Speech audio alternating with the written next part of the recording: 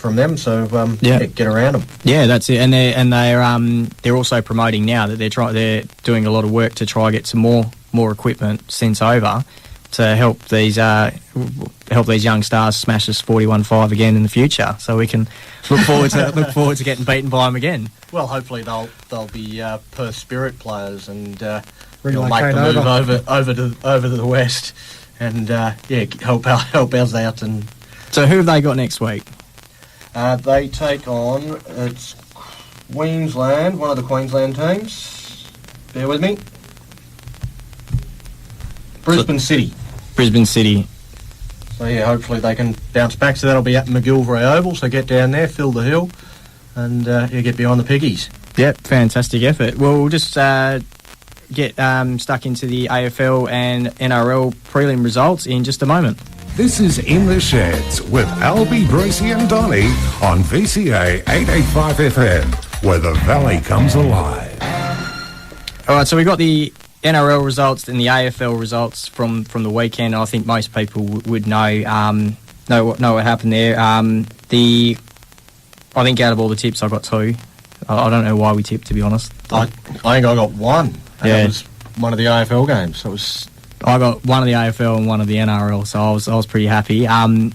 Let's start with the NRL because we always start with the AFL. But I just want to say congratulations to the Cowboys. I've been a diehard fan since March this year when my mate told me he went for the Broncos and I had to go for the opposition. And it's been a long drought for me to wait to suffering. It has been long suffering. They've never won a premiership in all the time you've been following. No, that's it. Since March this year. March this year. So I jumped on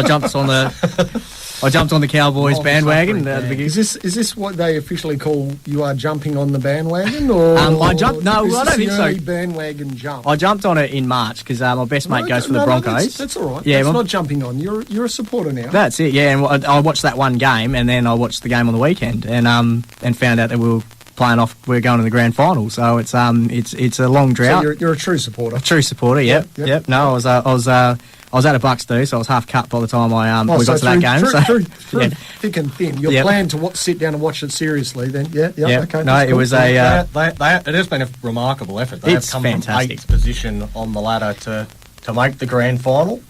It's a fantastic story, really. I mean, they had no right to be there. They lost... So in the last round of the competition, they played a Thursday night game, Thursday night footy.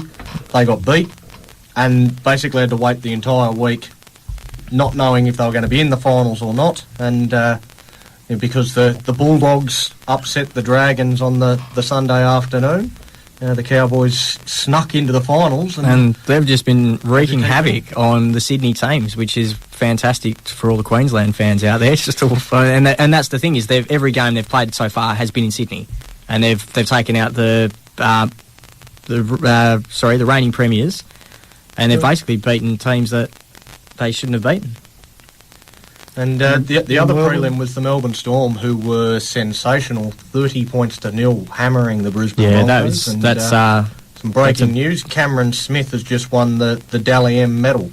The game's best player from the Melbourne Storm. So he's backed up. That's a shock, wasn't it? Yeah. Is that a... Well, that's about as big a shock as Dusty winning the Brownlow. Yeah. So I think everyone expected that. Now Billy Slater scored 2 tries. I stand by what I said last time. He needs a statue outside the MCG.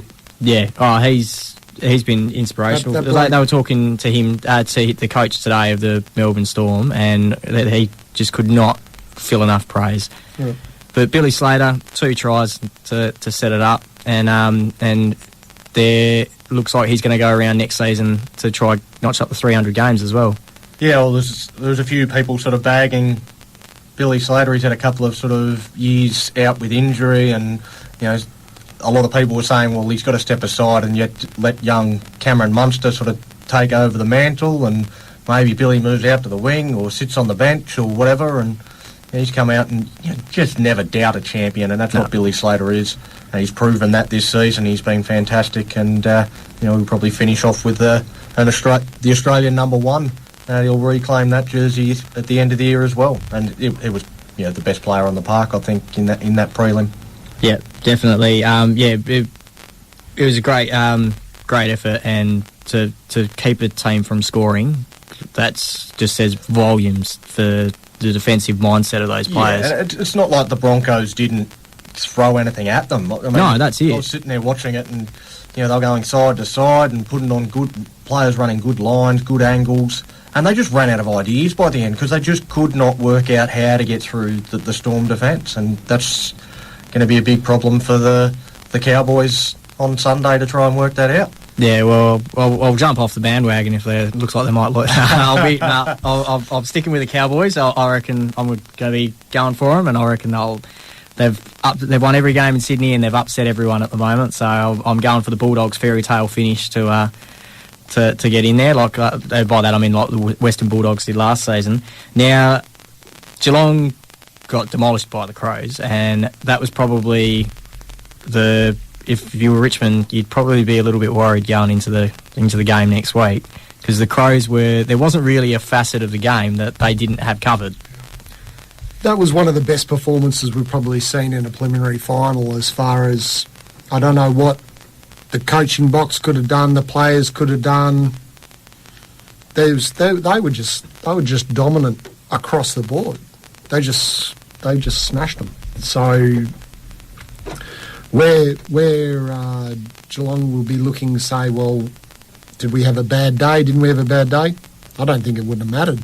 Even if they did have a good day, they got smashed. No, whoever was walking onto the field that day was in for a world of hurt, because they were so focused and so ready to go out there, and it was. I mean, it was a sad day to see Mackie and Lonergan bow out. They've been wonderful servants of the footy club, and I mean Lonergan, he almost died on the footy field. He's a superstar, but they did everything they could to change the course of that game as well. But Charlie Cameron, Swan District's boy, how good was he? I mean, he was just basically. I do want to have one little shout out. How good was his pack mark in that quarter? That was phenomenal. He was in amongst 15 or 16 blokes, and he's the smallest guy on the ground, and he's just jumped up on the chest and then backs up, kicks a goal. Fantastic. So yeah, do you know what reminds that mark reminded me of? Because everyone got up and said, everyone thought to start with it was Betsy, and then they've realised it wasn't Betsy, it was Cameron. It reminded me of that mark. You remember how Rewalt obviously took that famous mark, and they had Clint Jones when he first started playing for St Kilda, and he took the mark exactly the same way, and everyone's gone, oh, it's Rewalt, he's done it again, and they're like, oh no, it wasn't. We got a new up and comer coming through, been born. And that was the same thing. Everyone's gone Betsy, and then realised it's not Betsy, it's Charlie Cameron, and he is destroying this side. Yeah. Richmond, they got the job done. Probably more the last quarter, they fired right up, but I don't think they were anywhere near as dominant as what the Crows were. I mean, they had the weight of expectation, and when it got tight in that third quarter, I was watching it, just kept waiting for Richmond to fold like a deck of cards, and they didn't. They responded in that fourth quarter. They came back, and they ended up. You look at the scoreline, it ended up reasonably convincing. Now, not as dominant as the Crows for sure, but this is a completely different Richmond from what we've seen in previous years. So, they're not to be trifled with, I wouldn't think. No, and we'll get into the tips later, which we'll stuff up royally anyway. But for both those games, but yeah, it's buzzing at the moment in Melbourne. I mean, you've got Melbourne and Sydney, because you've got two big games this weekend, and then we're on to the next sport. But the AFL Grand Final and the NRL Grand Final. And the NRL Grand Final over here in the last kind of 5 years is really picking up some motion, picking up some legs, and getting a lot of support as well. So it's going to be I think huge weekend. Two very, very good games. Yeah, I'm just hoping for a competitive game. I just want to see close. I just want to see close, tight game, not a whitewash. Not a Port Adelaide. Geelong. No, we don't want to see that.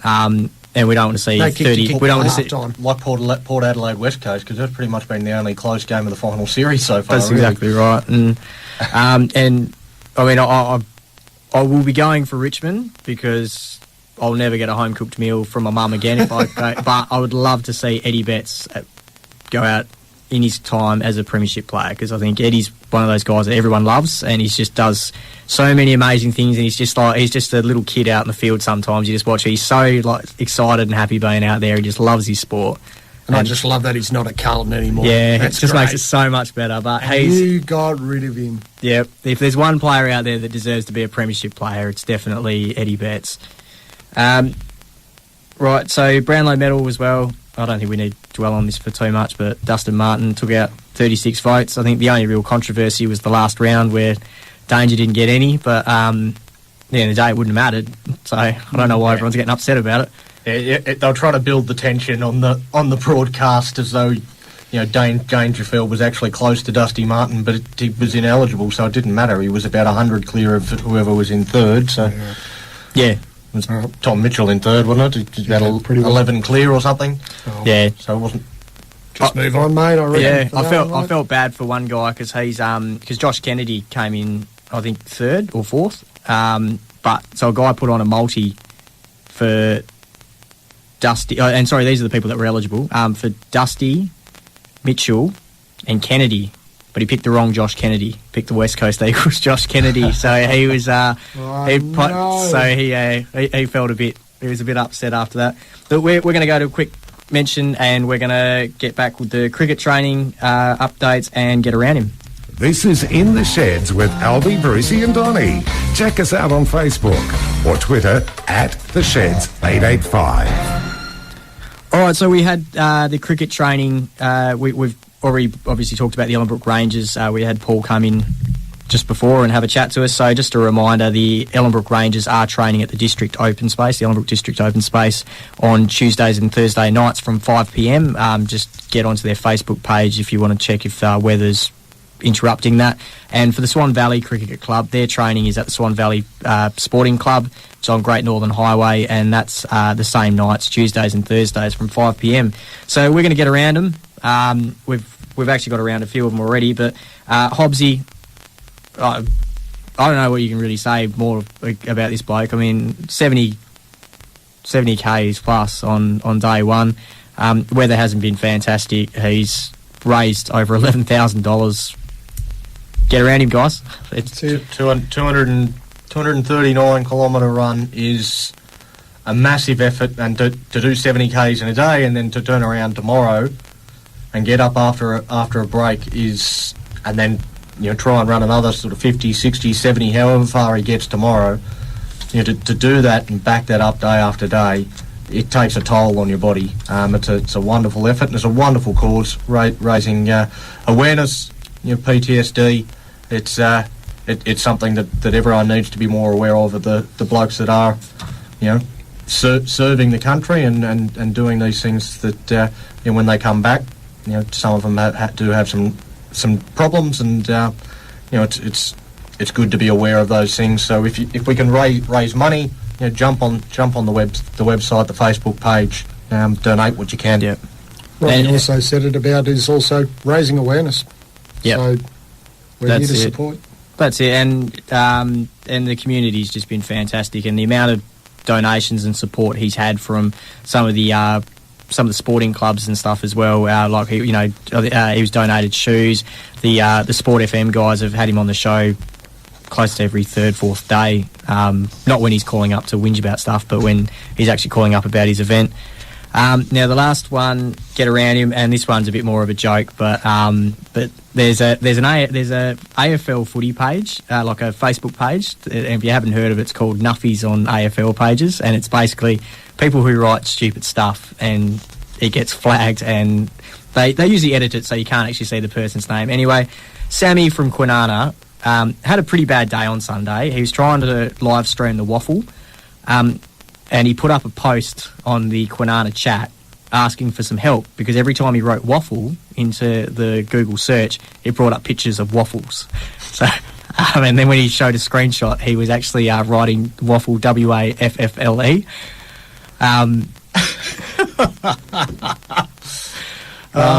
Good on you, Sammy. Good on you, Sammy Sammy from Kwinana. Get around him. Get around him.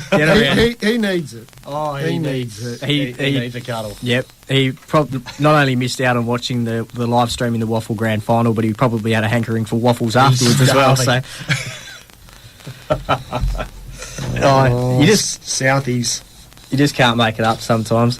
Right, we're going to go into the blowtorch. Now it's time to turn up the heat in the sheds. It's